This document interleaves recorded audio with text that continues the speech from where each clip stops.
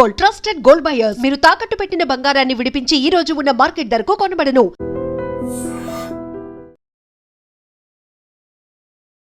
నమస్తే, నేను Kavitha. Welcome to I dream news and నిజాలు. ఇరాన్ మీద అమెరికా, ఇజ్రాయెల్ దాడులు వరుసగా 3వ వారం కూడా కొనసాగుతున్నాయి. Iran security officer Larijani చనిపోయినట్టుగా అనౌన్స్మెంట్ కూడా వచ్చింది. దీంతో పాటుగా పాకిస్తాన్, ఆఫ్ఘనిస్తాన్ మధ్యలో జరుగుతున్నటువంటి ఘర్షణలు కూడా 3వ వారం కొనసాగుతున్నాయి. ఆఫ్ఘనిస్తాన్లో ఉన్నటువంటి డీ అడిక్షన్ సెంటర్ మీద పాకిస్తాన్ దాడి చేసింది. 400 మందికి పైగా రోగులు మరణించినట్టు వార్తలు వస్తున్నాయి. ఈ రెండు ప్రాంతాల్లో యుద్ధాలకి అసలు కారణం ఏంటి, ఎందుకని కొనసాగుతూనే ఉన్నాయి, 3వ వారం కూడా ఇంత తీవ్ర స్థాయిలో నష్టం ఎందుకు జరుగుతోంది, ఎప్పుడు ఆగిపోతాయి? మనతో పాటుగా ఉన్నారు సీనియర్ జర్నలిస్ట్ సురేష్ కొచ్చాతిల్ గారు. సార్ నమస్తే. సో మనం ఇప్పటిదాకా ఓన్లీ ఇరాన్ గురించే మాట్లాడుకున్నాం, ఎందుకంటే అది తీవ్ర స్థాయిలో ప్రభావాన్ని చూపిస్తుంది ప్రపంచవ్యాప్తంగా అనుకున్నప్పుడు.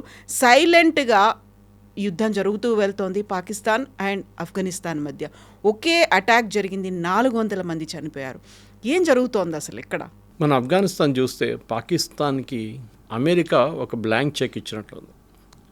చాలా రోజుల నుంచి అమెరికాకి ఆఫ్ఘనిస్తాన్లో అక్కడున్న గవర్నమెంట్ని మార్చడానికైతే కాలేదు, కానీ ఏదైనా ఒక యాక్షన్ తీసుకోవాలని ఉంది వాళ్ళకి. అమెరికా మీద ఏం దాడేం చేయట్లేదు వీళ్ళు, కానీ పాకిస్తాన్ మీద దాడి జరుగుతుంది. అది కూడా తెహ్రీకే తాలిబాన్.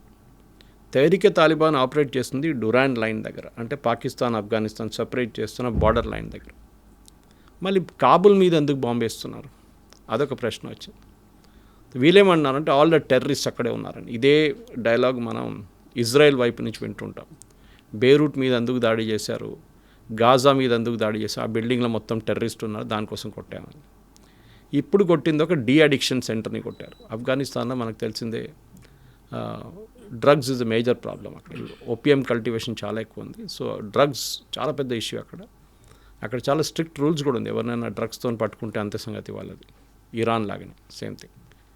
కానీ ఇప్పుడు జరుగుతున్న ఈ బాంబింగ్ క్యాంపెయిన్లో మీరు ఒక మార్పు చూస్తున్నారు. అంటే ముందు బార్డర్ ఏరియాస్లో క్లాషెస్ ఉండే, పాకిస్తాన్ వైపు దాడి చేయడము, పాకిస్తాన్ నుంచి ఎయిర్ ఫోర్స్ వచ్చి బార్డర్ ఏరియాస్ దగ్గర తెహ్రీకే తాలిబాన్ క్యాంపులు కొట్టడం మొదలుపెట్టారు. దాని తర్వాత వారు బాగారం ఎయిర్ ఫోర్స్ బేస్ మీద కొట్టారు మొన్న. ఇప్పుడు కాబుల్ మీద చేస్తున్నారు. దీనికి సంకేతం ఒకటే సింపుల్, ఏంటంటే అమెరికా అక్కడ కూడా ఒక రెజీమ్ చేంజ్ ట్రై చేస్తున్నారా. కానీ మనకి ఆఫ్ఘనిస్తాన్ హిస్టరీ చూస్తే ఇది సాధ్యం కాదు. అంతే ఈజీగా వాళ్ళు లొంగిపోరు, అసలు లొంగిపోరు, ఛాన్సే లేదు.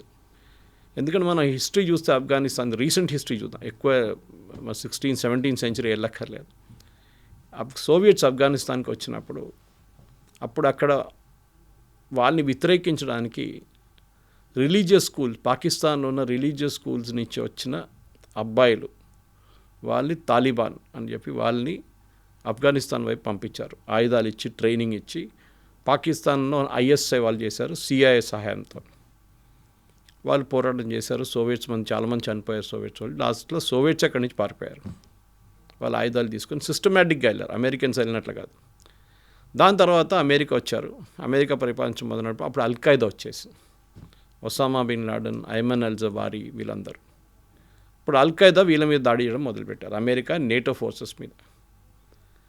వీళ్ళు కూడా ఎక్కువ రోజు తట్టుకోలేకపోయారు. దాని తర్వాత వీరు కూడా అక్కడి నుంచి మొత్తం ఎక్విప్మెంట్ అక్కడ పడేసి పారిపోయారు రాత్రికి రాత్రి. బైడెన్ అడ్మినిస్ట్రేషన్లో, last administration. That was real insult అమెరికాకి, ఎందుకంటే వాళ్ళు ఎప్పుడు అనుకోలేదు ఇట్లా జరుగుతుంది అనేది. సో దానికి ఒక ప్రతీకారం తీసుకోవడానికి బహుశా ఇప్పుడు నడుస్తున్న ఒక స్ట్రాటజీ ఒకటి, అమెరికాకి బాగారం ఎయిర్ ఫోర్స్ బేస్ కావాలి. బాగ్రామ్ ఎయిర్ ఫోర్స్ బేస్ కావాలంటే డెఫినెట్ అక్కడ, ఎందుకంటే స్ట్రాటజికలీ చైనా దగ్గర అది. ఆ బేస్ వాళ్ళ దగ్గర ఉంటే అక్కడి నుంచి వాళ్ళకి చైనాలో వాళ్ళ మీద నిఘా పెట్టుకోవడానికి, అక్కడి నుంచి రికనెసెన్స్ ఫ్లైట్ చేయడానికి, అక్కడి నుంచి రష్యా మీద కూడా నిఘా, అక్కడ ఒక కన్ను పెట్టుకోవడానికి పనికొస్తుంది. కానీ వీళ్ళు అడిగారు, మీకు గుర్తుంటుంది, ఒక 4 నెలల ముందు అంతా అడిగారు ఒఫిషియల్లీ, యూఎస్ మాకు ఆ బేస్ కావాలన్నారు, ఇవ్వని చెప్పాం. లీజ్లో అడిగారు వాళ్ళు. ఇట్లాంటి బేస్ చాలా ఉన్నాయి వాళ్ళ దగ్గర. సౌదీ అరేబియాలో ఉంది, కువైట్లో ఉంది, ఖతార్లో ఉంది. ఇక్కడ కూడా ఒక బేస్ పెట్టుకుందామని, కానీ అంగీకరించలేదు. తాలిబాన్ అన్నారు, no, we will not give. ఇప్పుడు పాకిస్తాన్ ఏమంటున్నారంటే తాలిబాన్ ఇప్పుడు చేస్తున్న ఈ అటాక్స్ అన్నీ భారతదేశం స్పాన్సర్ చేస్తుంది, మన వైపు నుంచి ఆయుధాలు ఇస్తున్నాం, ఈ ఆయుధాలు తీసుకొని వాళ్ళు వచ్చి మా మీద పాకిస్తాన్ మీద దాడి చేస్తున్నారు.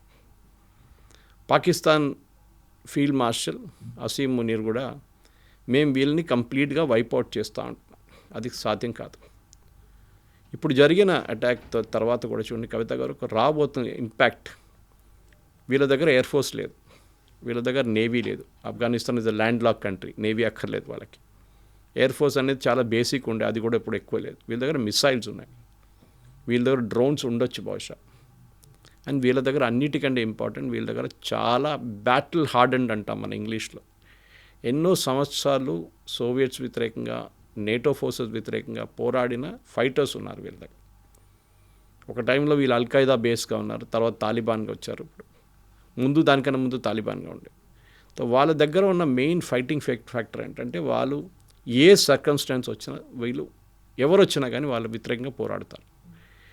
ఇప్పుడు పాకిస్తాన్ వచ్చి ఈ దాడులు చేస్తున్నప్పుడు వీళ్ళ రియాక్షన్ ఏముండబోతుందని వాళ్ళ మీడియాలో మనం చూసాం. వాళ్ళు చాలా క్లియర్గా చెప్పారు, Pakistan will regret what they did. అంటే వీళ్ళ దగ్గర ఏముంది మనం చూద్దాం.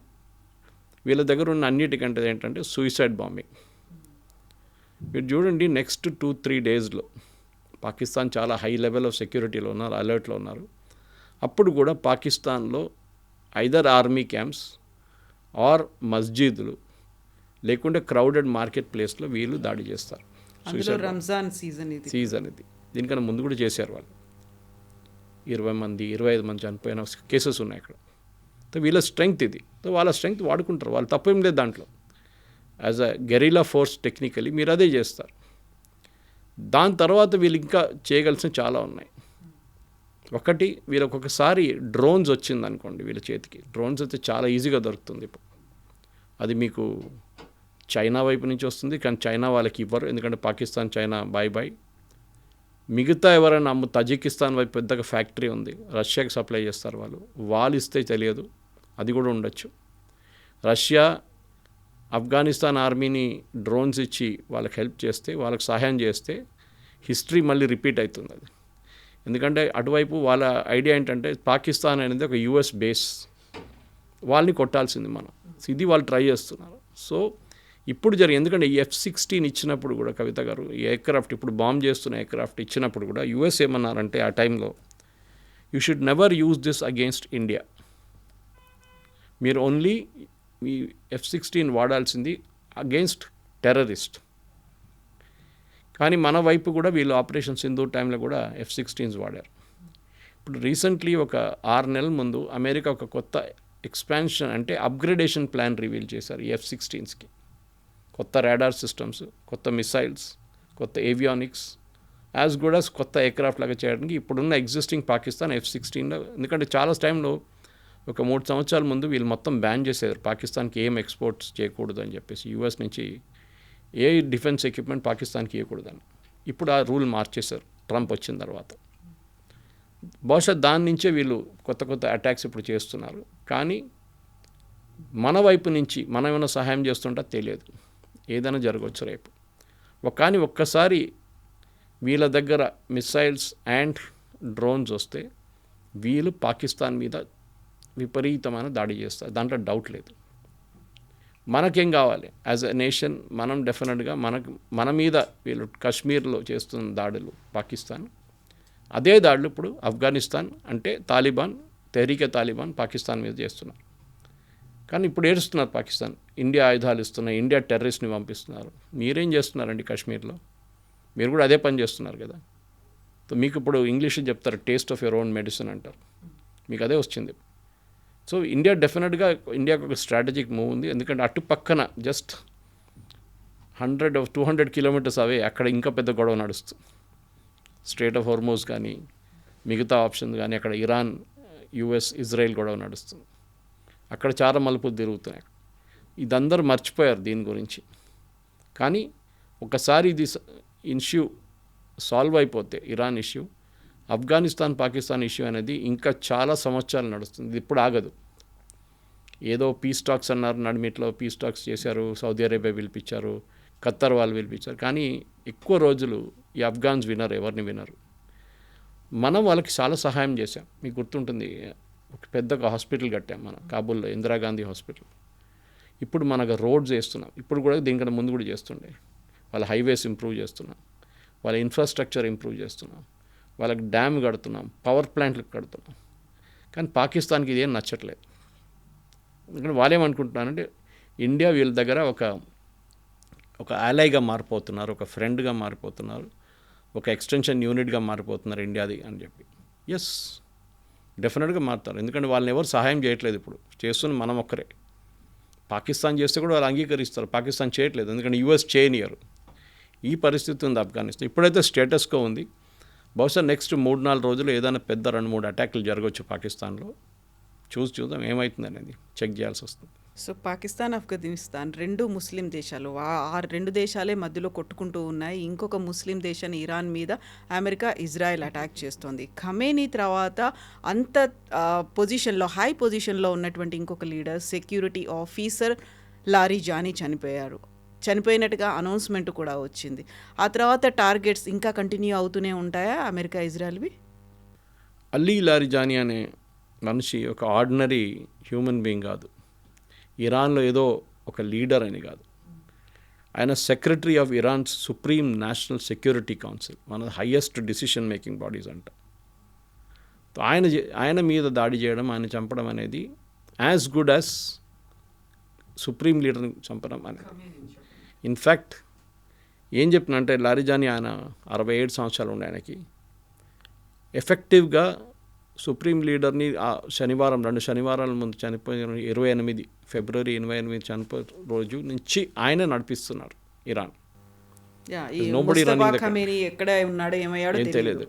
మొన్న కూడా ఆయన ఒక రోడ్డు మీదకి వచ్చి ఒక ప్రొసెషన్తో ఊరేగింపు తీశారు దేనికో, దాంట్లో కూడా ఆయన వచ్చారు, పార్టిసిపేట్ చేశారు. యూఎస్కి ఒక వార్నింగ్ ఇచ్చారు, చూడండి నేను ఇక్కడే ఉన్నాను, మీలాంటి ఎప్స్టీన్ ఐలాండ్లో వెళ్ళి మేము దాచుకోలేదు ట్రంప్ లాగా, నేను ఇక్కడ ఉన్నాను, రోడ్డు మీద మా ప్రజలతో ఉన్నా అని చెప్పారు. కానీ బహుశా ఆయనకు తెలిసి ఉండొచ్చు ఆయన కూడా టార్గెటెడ్, నెంబర్ 1 టార్గెట్ ఉంటుందని. అండ్ ఇజ్రాయెల్ అది చాలా క్లియర్గా చెప్తారంట. ఈ పరిస్థితుల్లో లారిజానీది ఒక ఇమేజ్ ఇరాన్లో రేపు ఏం కావబోతుందని. ఎందుకంటే వీళ్ళు ఇవాళ ఐ థింక్ వాషింగ్టన్ పోస్ట్లో, న్యూయార్క్ టైమ్స్ చాలా మంచి ఆర్టికల్ కూడా వచ్చింది. ద లారిజానీ ఫ్యామిలీ, ఇన్ఫ్యాక్ట్ ఆయన middle name is a Zoroastrian name, I'm not getting his full name. Larijani family is the Kennedy of US అన్నారు. Kennedy family, highly educated. ఈయన కూడా మ్యాథ్స్లో ఒక ప్రొఫెసర్గా ఉండే. వీళ్ళ brother is a physics professor. ఒక ఆయన ఏమో scientist. His niece was a practising doctor in California మొన్నదాకా. వీళ్ళ హైలీ ఎడ్యుకేటెడ్ ఫ్యామిలీ. కానీ ఈయనని they never allowed him to become the president or ఇంకేదైనా పెద్ద రోల్. ఆయన స్పీకర్గా ఉన్నారు, ఇరాన్ నేషనల్ అసెంబ్లీలో స్పీకర్గా ఉన్నారు ఆయన, కరెక్ట్. కానీ ఆయన్ని రెవల్యూషనరీ గార్డ్స్ చీఫ్ కూడా చేశారు, అన్నీ చేశారు. కానీ we was never allowed to become the president. ఎందుకంటే ఈయన పుట్టింది కోమ్లో, which is one of the holiest Shiite shrines in world, ఇరాన్లో. కానీ ఈయన థియాలజీ గురించి అటువైపు ఎక్కువ వెళ్ళలేదు. He was more into scientific thing. రిలీజియస్గా 10 పుస్తకాలు పబ్లిష్ చేశారండి. He's published 10 books, he's published hundreds of papers, scientific papers. ఆయన ఆర్గ్యుమెంట్ ఎప్పుడు ఒక థియరిటికల్ ఆర్గ్యుమెంట్లో వెళ్తే religious theory versus mathematical theory అని చెప్పి పెద్ద ఒక కాన్సెప్ట్ ఉంది. నేను చదివాను అది ఇవాళ, నిన్న రాత్రి న్యూస్ చూసిన తర్వాత let me read something about ఏమని చూస్తే. చాలా వెరీ ఎక్లెక్టిక్ జెంటిల్మెన్, చాలా highly educated.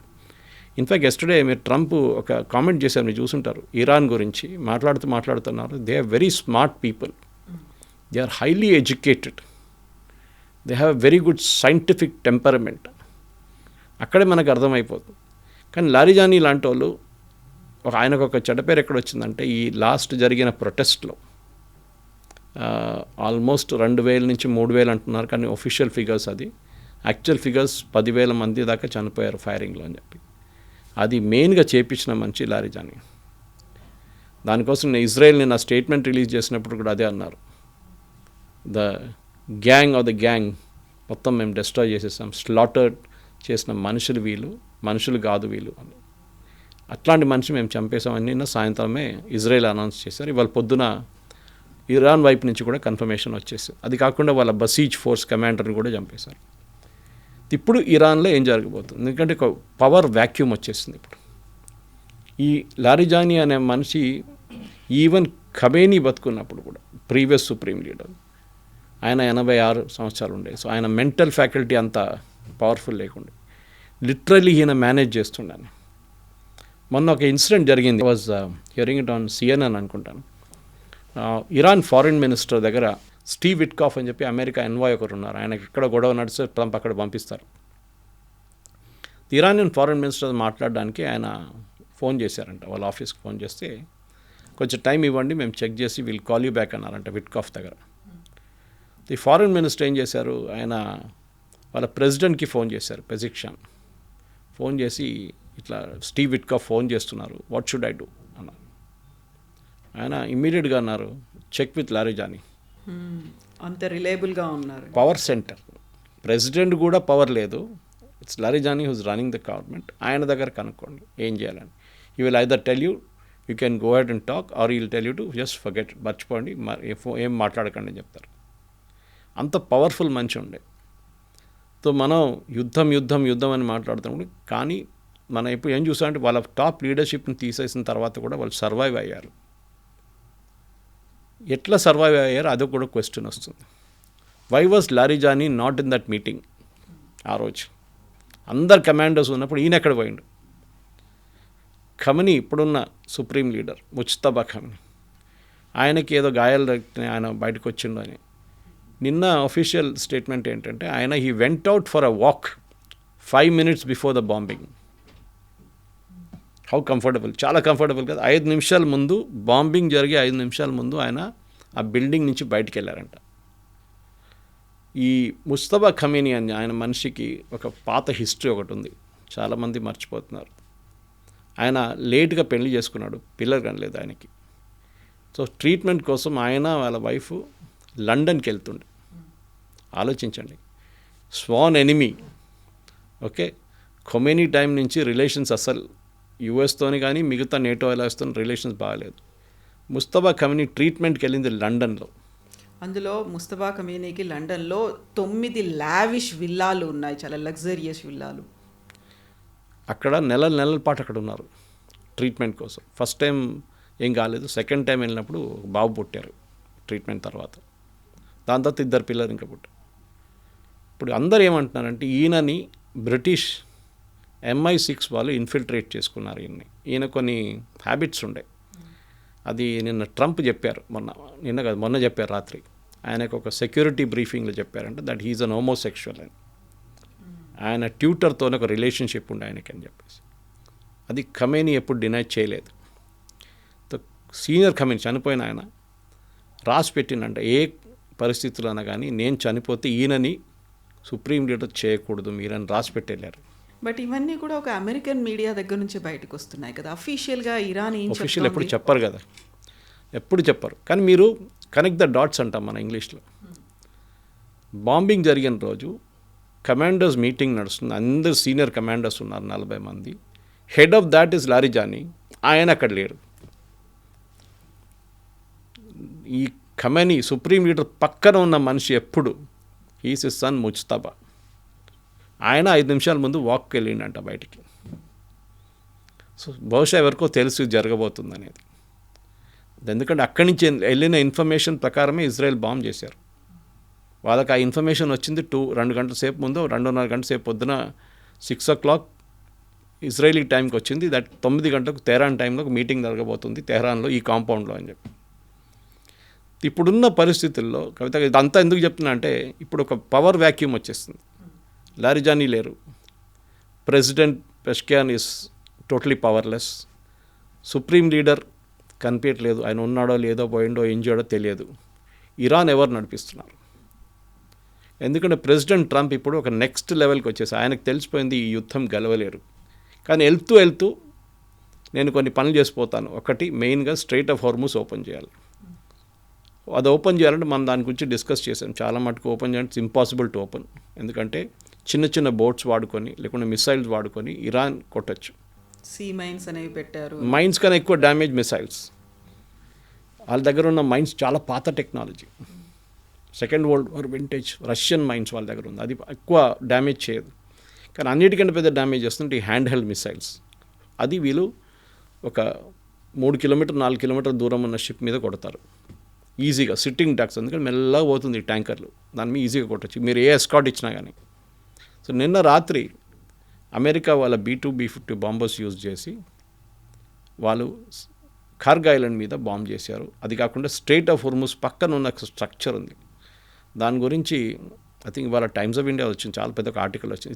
It's a world wide ఏం చెప్తారు, ఒక వండర్ ఆఫ్ ద వరల్డ్ అది. ఆ స్ట్రక్చర్స్ ఎట్లా ఫామ్ అయింది అనేది, ఒక స్ట్రక్చర్ మీరు చూస్తే ఇట్లా ఫార్మేషన్స్ ఉంటుంది మట్టితోని, అది ఎట్లా ఫామ్ అయిందంటే ఏదో ఒక స్టార్ పడ్డదంట ఒకసారి. అండ్ మన దగ్గర నేషనల్ జియోగ్రఫిక్ దాంట్లో వెళ్తే మీకు అది కనిపిస్తుంది ఇరాన్లో. ఇట్స్ అ బ్యూటిఫుల్ ప్లేస్ ఆ స్ట్రెయిట్ ఆఫ్ హోర్ముజ్ పక్కన. అక్కడ కూడా నిన్న రాత్రి బాంబింగ్ జరిగింది అంటున్నారు. దాని ఇంపాక్ట్ ఏందో మనకు తెలియదు ఇంకా. స్ట్రెయిట్ ఆఫ్ హోర్ముజ్ ఓపెన్ చేయడానికి ట్రంప్ న్యాచురల్లీ వీళ్ళందరినీ పిలిచారు. నేటో ఫోర్సెస్ని అడిగారు, చైనాని అడిగారు, జపాన్ని అడిగారు, జర్మనీని అడిగారు. అందరు నో అని చెప్పారు. ఇన్ఫ్యాక్ట్ జర్మన్ ఫారిన్ మినిస్టర్ చాలా మంచి స్టేట్మెంట్ కూడా ఇచ్చిండు. ఇది ఎట్లా అంటే, మమ్మల్ని ఇప్పుడు పిలుస్తున్నాడు రమ్మని, టైటానిక్ మునిగిపోతుందని తెలిసినప్పుడు కూడా మనం టికెట్ తీసుకొని టైటానిక్ వెళ్తున్నట్లు ఉంటుంది ఇదని చెప్తున్నారు. So that is the situation there. ట్రంప్కి ఏమంటూ కోపం అంటే వీళ్ళు ఎవరు రావట్లేదు, నాకేం పోయింది, నాకు అక్కడ ఏ రోల్ లేదు, నాకు ఆయిల్ అక్కర్లేదు, ఏం అక్కర్లేదు, ఆయిల్ కావాల్సింది వీళ్ళు, చైనా కానీ జపాన్ కానీ వీళ్ళకి రావాలి, సౌత్ కొరియా కావాలి ఆయిల్ అంతా ఇక్కడి నుంచి వెళ్ళేది, వాళ్ళు ఎందుకు సహాయం చేయట్లేదు. అందరికి తెలుసు, German foreign minister, even French foreign minister చెప్పారు, we did not start this war, మేము ఈ యుద్ధం మొదలుపెట్టలేదు, మొదలుపెట్టిన వాళ్ళు యూఎస్, అప్పుడు మా దగ్గర అడగలేదే. ఒక్కటే ప్రెస్ కాన్ఫరెన్స్లో Trump with in a matter of 3 minutes 3 స్టేట్మెంట్లు ఇచ్చారు, డైవర్స్. ఫస్ట్ అన్నారు యుద్ధం అయిపోయింది, గెలిచేసాం, అక్కడ ఇంకా ఏం చేయడానికి ఏం లేదు అని చెప్పారు. దెన్ అన్నారు మేము యూకే దగ్గర అడుగుతున్నాం, సహాయం అడిగాం లాస్ట్ టైం, అడిగితే వాళ్ళు రాలేదు, I told them I don't need it, మేము ఆల్రెడీ గెలిచేసాం వాళ్ళు, కానీ మిమ్మల్ని గుర్తుపెట్టుకుంటాం మేమన్నారు. Next minute within 30 seconds next statement ఏంటంటే, మేము అడిగాం అందరిని రమ్మన్నా, ఎవరు రావట్లేదు, ఓకే, కానీ కొంతమంది వస్తా అన్నారు, చూద్దామని. 3 contradictory statements with in a matter of 3 minutes. అదే ట్రంప్ మెంటల్ అబిలిటీ చూపిస్తుంది, మీకు స్టెబిలిటీ లేదా అని చెప్పేదంట. ఆయన బాడీ లాంగ్వేజ్ చూడండి, మీరు ఆయన వీడియో వాచ్ చేయండి. ఆయన ఒకటే మాట అంటారు. ఇప్పుడు క్యూబా గురించి మాట్లాడుతున్నారు లేటెస్ట్గా, మేము క్యూబాని కాన్కర్ చేయబోతున్నాం, క్యూబా ప్రెసిడెంట్ని మార్చేస్తాం, I will do what I want. ఆయన వొకాబులరీలో వి అనేది లేదు, ఇట్స్ ఆల్వేస్ ఐ, నేనే డిసిషన్ తీసుకుంటా. అది కరెక్ట్గా ముందుకెట్లా వచ్చింది కవిత గారు అంటే, జాక్ స్టార్మర్కి ఫోన్ చేశారు బ్రిటిష్ ప్రైమ్ మినిస్టర్ నిన్న పొద్దున ఫోన్ చేసి అన్నారంటే, ఇట్లా మీరు మీ ఎయిర్క్రాఫ్ట్ క్యారియర్ పంపించండి, మీ మైండ్ స్వీపర్స్ని పంపించండి అన్నారు. సో స్టామర్ అన్నారంటే, okay I will have to discuss with my team అన్నారంట. ఏంటి టీమ్, వాట్ టీమ్, అవసరమా అలాంటివి? You are the prime minister, you take a decision. ఈయనకు అది లేదు కదా యూఎస్లో, ఈయన ఎవరిని అడగరు, ఆయనే చేసుకుంటాడు ఏం కావాలంటే అది. అది చెప్పారు నేను ప్రెస్ కాన్ఫరెన్స్లో. స్టామర్ అంటున్నాడు టీంతో మాట్లాడుతూ అంటున్నాడు, ఏం మనిషి ఈయన, ప్రధానమంత్రి ఇంకేమైనా, ఎందుకు అడగాలి ఎవరిని, మీరు చేసుకోవచ్చు కదా కావాలంటే. ఐరానికలీ మీరు బిలీవ్ చేయరు, ఇప్పుడు ఎవరి దగ్గర లేనిది ఏంటి తెలుసా మీకు కవిత గారు, మైండ్ స్వీపర్స్ లేదు ఎవరి దగ్గర. అంటే సీ బెడ్ నుంచి మైన్లు తీయడానికి ఉన్న మైండ్ స్వీపర్స్ అంట, కొంచెం పాత టెక్నాలజీ అది. It late 80s technology, 70s 80s నుంచి మొదలై ఇప్పుడు మొన్న దాకా నడిచింది. యూకే దగ్గర ఒక సింగిల్ మైండ్ స్వీపర్ లేదు, యూఎస్ దగ్గర ఒక సింగిల్ మైండ్ స్వీపర్ లేదు, ఉన్నది 2 ఎక్కడో కొరియా దగ్గర పడుంది, అది తీసుకురావడానికి టైం పడుతుంది. ఇప్పుడు ఎవరి దగ్గర, మన దగ్గర కూడా లేదు మైండ్ స్వీపర్స్. మొన్న ఒక పెద్ద ఆర్టికల్ చూశాను, మన ప్రింట్ వైర్ వాళ్ళు రాసిన ఆర్టికల్ చూశాను, India is in a very dangerous territory, మన దగ్గర మైండ్ స్వీపర్స్ లేదు. ఇప్పుడు నేను కూడా అనుకున్నాను, ఇదేంటి మనం ఎయిర్క్రాఫ్ట్ కెరీర్ తయారు చేసాం, మనం అది చేసాం ఇది చేసాం, మైండ్ స్వీపర్లు ఎందుకు లేదు మనకు అనుకున్నాం. మనకు అక్కర్లేదు యాక్చువల్లీ. కానీ దాని తర్వాత తెలిసింది ఆ టెక్నాలజీ మారిపోయిందంట, దానికోసం మొత్తం స్క్రాప్ చేసేసారు. ఇన్ఫ్యాక్ట్ యూఎస్లో కూడా లేదు, ఎందుకంటే వాళ్ళకి కొత్తగా టెక్నాలజీ తీసుకొచ్చారు. దాంట్లో 2 షిప్స్ ఉన్నాయి చిన్నది, దాని టెక్నాలజీ ఇప్పుడు కొత్త మైండ్స్ని ట్రేస్ చేయడానికి, దాన్ని డెటోనేట్ చేయడానికి అది యూజ్ చేస్తారు. అది 2 ఉన్నాయి ఇప్పుడు వీళ్ళ దగ్గర. అది నేను చెప్పాను చూడు, కొరియాలో పడుందంట, అక్కడిని తీసుకురావాలి వీళ్ళు. ఇప్పుడు వార్ అనేది, యుద్ధం అనేది ప్రెసిడెంట్ ట్రంప్కి అర్థమైపోయింది, మొదలు పెట్టచ్చు కానీ దాన్ని ఎండ్ చేయడం అనేది చాలా కష్టమని. ఇప్పుడు స్ట్రైట్ ఆఫ్ హార్మూజ్ ఓపెన్ చేయడమే ఒకటే, మిగతా ఏం లేదు. ఇప్పుడు కూడా అంటారు ట్రంప్, ఎయిర్ ఫోర్స్ లేదు, వాళ్ళ దగ్గర నేవీ లేదు, వాళ్ళ దగ్గర ఏం లేదు, we have finish them off. మళ్ళీ ట్రంప్ మళ్ళీ స్ట్రైట్ ఆఫ్ హార్మూజ్ ఎందుకంటే ఓపెన్ చేయట్లేదు? ఎందుకంటే ఇప్పుడు స్ట్రైట్ ఆఫ్ హార్మూజ్ ఓపెన్ చేయకపోతే మనం చూస్తున్నాం దాని రిజల్ట్. $100 per barrel. మనకు గ్యాస్ ప్రాబ్లం వచ్చింది, ఇక్కడ ఇండియాలో ఎల్పిజి ప్రాబ్లం వచ్చింది, సిఎన్జి, పెట్రోలియం, ఇప్పుడు ఫర్టిలైజర్ ప్రాబ్లం రాబోతుంది. ఇట్లాంటి పరిస్థితుల్లో ఇంకేమైనా ఆప్షన్ ఉందా అంటే 2-3 ఆప్షన్స్ ఉన్నాయి, కానీ నాట్ గ్రేట్ ఆప్షన్. ఒకటి, సౌదీ అరేబియా వాళ్ళ ఆయిల్ ఫీల్డ్స్ నుంచి ఇది వాళ్ళు ఎప్పుడు చూసారంటే ట్యాంకర్ వార్ నడుస్తుంది. మీకు గుర్తుంటుంది, ఇరాన్ ఒక 10-year వార్ జరిగింది సద్దాం హుసేన్ టైంలో. 79 తర్వాత 80s అనుకుంటాను, ఇది 83, 82, 83లో మొదలైంది. ఎందుకంటే సద్దాం హుసేన్కి ఒక డౌట్ ఉండే, ఈ ఇరాన్ ఆర్మీ ఎందుకు చూడండి, వీళ్ళు అయతోలాతోనే ఉండరు, నేను వీళ్ళతో ఒక డీల్ చేసుకుంటాను, టేక్ ఓవర్ చేసుకుంటాను ఇరాన్లో ముల్లాల్ని, ఖొమేనీని, గిమేని అందరిని కొట్టేస్తాను నేను అనుకో. కానీ అది జరగలేదు. ఆ యుద్ధం 10 సంవత్సరాలు నడిచింది, ఎవరికి సేమ్ సిచ్యువేషన్, ఎవరు గెలవలేదు, ఎవరు ఓడిపోలేదు. కానీ దాంట్లో ఒక లెసన్ ఏంటంటే ట్యాంకర్ వార్ అనే వార్ జరిగింది కవిత గారు. వాళ్ళ ట్యాంకర్ మీద కొట్టారు, వీళ్ళ ట్యాంకర్ మీద కొట్టారు, ఇదే హార్మూజ్ స్ట్రైట్లో. ఆ రోజు సౌదీ అరేబియాకి ఒక లెసన్ అర్థమైపోయింది, ఏంటంటే మనగా ఇంకొక పోర్ట్ పెట్టుకోవాల్సి. సో యాన్బు పోర్ట్ అని చెప్పి, నేను ఒక ఎగ్జాంపుల్ ఇవ్వంటే, Hormuz is the front door of the house. ఇంటికి ఫ్రంట్ డోర్, బ్యాక్ డోర్ ఒకటి ఉంటుంది కదా, కొన్ని ఇంట్లోకి ఉంది అట్లీస్ట్. ఆ బ్యాక్ డోర్ ఏమో యాన్బు పోర్ట్ అని చెప్పి రెడ్ సీ దగ్గర ఉంది ఒకటి. రెడ్ సీ అంటే మన హార్మూజ్ లాగానే అదర్ ఎండ్ ఆఫ్ ఇట్.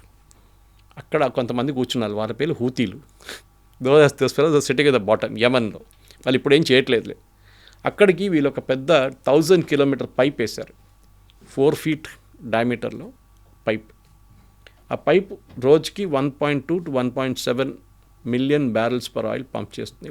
అది 4 దాకా తీసుకెళ్ళచ్చు అంటున్నారు, కానీ సరిపోదు. ఇట్ ఈస్ ఓన్లీ ఏం చెప్తారు, చాలా తక్కువ quantity compare to strait of Hormuz. For example Kharg ఐలాండ్లో ఒకటే టైంలో ఇరాన్ దగ్గర ఉన్న కర్గ్ ఐలాండ్లో మీరు 10 అల్ట్రా లార్జ్ ట్యాంకర్స్ని పెట్టవచ్చు. అల్ట్రా లార్జ్, సూపర్ ట్యాంకర్ కూడా కాదు, 10 పెట్టచ్చు మీరు ఒకటేసారి. అండ్ రోజంతా ఫిలప్ చేసుకొని రాత్రి వెళ్ళిపోతారు వాళ్ళు. ఇది ఇప్పుడు జరగట్లేదు. ఇది ఓపెన్ అప్ చేయాలన్నప్పుడు ఛాలెంజ్ ఏంటంటే ఇరాన్ని, ఎస్పెషలీ ఇరాన్లో ఉన్న అన్ఆర్గనైజ్డ్గా ఉన్న వాళ్ళ రెవల్యూషనరీ గార్డ్స్ చేస్తున్న పనులు. ఎందుకంటే ఈ డ్యామేజ్ చేయాలంటే మీరు చిన్న ఫిషింగ్ వెసల్స్ ఉన్నాయి అక్కడ, మన దగ్గర ఫిషింగ్ వెసల్స్ కనిపిస్తుంది చూడ, అట్లాంటిది కేరళ వైపు, గోవా వైపు వెళ్తే మహారాష్ట్ర వైపు, మన ఆంధ్ర వైపు కూడా ఉంటుంది. ఆ ఫిషింగ్ వెసల్ కూడా తిరుగుతారు ఈ స్ట్రైట్ ఆఫ్ హార్మూజ్లో. మీరు గుర్తుపట్టలేరు ఎవరు ఏ షిప్పింగ్ వెసల్, ఏ ఫిషింగ్ వెసల్ ఏది ఇరానియన్ నేషనల్ గార్డ్ వెసల్ ఏదని మీరు గుర్తుపట్టలేరు. దీల మీద బాంబు వేశారనుకోండి, పెద్ద ఇష్యూ అయిపోతుంది. అరే మీరు సివిలియన్స్ని చంపేశారు, మీరు పాపం వాళ్ళు కష్టపడుతున్నారు, వాళ్ళు ఫిషరీస్ వాళ్ళు, ఫిషర్మెన్ వాళ్ళని చంపేశారంటారు. అదే ఫిషర్మెన్ రేపు ఒక మిసైల్తో రావచ్చు. ఈ పరిస్థితిలో ఉన్నాం మనం ఇప్పుడు. Yanbu port is one option, కానీ నాట్ ద బెస్ట్ ఆప్షన్. ఇంకోటి ఏంటంటే మనం అర్థం చేసుకోవాల్సి, why Hormuz is so important. మీరు గోండ్వానా అనే ఒక టెరిటరీ పేరు విని ఉంటారు, ఇట్స్ ఇన్ మధ్యప్రదేశ్. ఒక టైంలో Gondwana and Persia were together millions of years ago. దాని తర్వాత the plate shifted and India వైపు వెళ్ళిపోయి ఇండియా ఫామ్ అయిన సపరేట్గా. మనకు తెలిసిన స్టోరీ, ఆఫ్రికా నుంచి వచ్చి ఇండియా ఎట్లా కొట్టి the Himalayas rose up because of that, ఆ కొలిజన్తో. ఈ గోండ్వానా టెరిటరీతో ఉన్న టెరిటరీ ఇప్పుడున్న పర్షియా. ఆ పర్షియాలో కూడా మీరు చూడండి, ఆయిల్ కార్బన్స్ ఉన్న ఏరియా అంతా it is towards western part of Iran and eastern part of Saudi Arabia. Saudi Arabia ఈ పక్క నుంచి ఉన్న మొత్తం ఆయిల్ హైడ్రోకార్బన్స్ ఉంది around straight of Hormuz. Qatar కూడా అంతే. అండ్ ఇటువైపు ఇరాన్ నుంచి మీకు సౌదీ అరేబియా ఇటువైపు, దట్ ఈస్ యాన్బు మాట్లాడండి, యాన్బు రెడ్ సీ ఉంది చూడండి, రెడ్ సీ పక్కన కార్బన్సే లేదు, దానికోసం ఎవడు పట్టించుకోడు దాన్ని. అక్కడి నుంచి చాలా తక్కువ షిప్స్ పోతుంది. సో ఈ మెయిన్ ఇంట్రెస్ట్ ఏంటంటే, ఈవెన్ ఇరాన్ కూడా చూడండి, మీరు పాకిస్తాన్ వైపు చూడండి, అక్కడ ఏం లేదు వాళ్ళకి. ఇన్ఫ్యాక్ట్ ఈవెన్ స్ట్రైట్ ఆఫ్ హార్మూజ్లో కూడా వీళ్ళకి నడిమిట్లో చాలా గొడవలు ఉన్నాయి. ఖతార్ అండ్ ఇరాన్ ఒక గ్యాస్ ఫీల్డ్ షేర్ చేస్తున్నారు. మన గీత గేయలేం కదా నీళ్ళ మీద, ఇది మీ టెరిటరీ, ఇది మా territory. With in that area of straight of Hormuz వీళ్ళిద్దరు ఒక గ్యాస్ ఫీల్డ్లో 60% మీరు, 40% మీరు అని చెప్పి వాళ్ళు ప్రొడ్యూస్ చేసుకుంటున్నారు గ్యాస్ అక్కడి నుంచి. Because Qatar doesn't produce oil, only gas. ఇది కూడా ఉంది పాలిటిక్స్ ఇన్ దాంట్లో. And Qatar is a biggest problem for అన్ని అరబ్ కంట్రీస్ కలిపి. ఇరాన్ కాదు, Qatar is a bigger problem. వీళ్ళ దగ్గర ముస్లిం బ్రదర్హుడ్ ఉంది, అది ఇంకో స్టోరీ. వాళ్ళు ఏం చేస్తారనేది. వీళ్ళ దగ్గర అల్ఖైదా హెడ్ క్వార్టర్స్ ఉంది, హమాస్ హెడ్ క్వార్టర్స్, వీళ్ళందరూ ఖతార్లో ఉన్నారు. Yes sir, thank you so much sir. Thank you. And for more videos, Please subscribe to iDream. Please subscribe to iDream. Please subscribe iDream. And please subscribe to iDream. For more videos, subscribe to iDream. please like, share and subscribe to the channel. Congratulations, iDream. Subscribe to iDream. Subscribe to iDream. So subscribe to iDream Media. iDream की iDream team अंदर की huge congratulations. Please subscribe iDream Media. Please subscribe to iDream. Subscribe iDream. Please subscribe to iDream. iDream అంటే నా కళల ఛానల్ను subscribe చేసుకున్న నోరు తిరుగుతలేదు, మీరైతే గంట గుర్తు కొట్టండి. For more such videos, please subscribe to iDream. Subscribe to iDream. Please subscribe to iDream. Please subscribe iDream Media. Please do subscribe to iDream. Please subscribe to iDream Media. For best entertainment and information, please subscribe iDream. And don't forget to subscribe to iDream.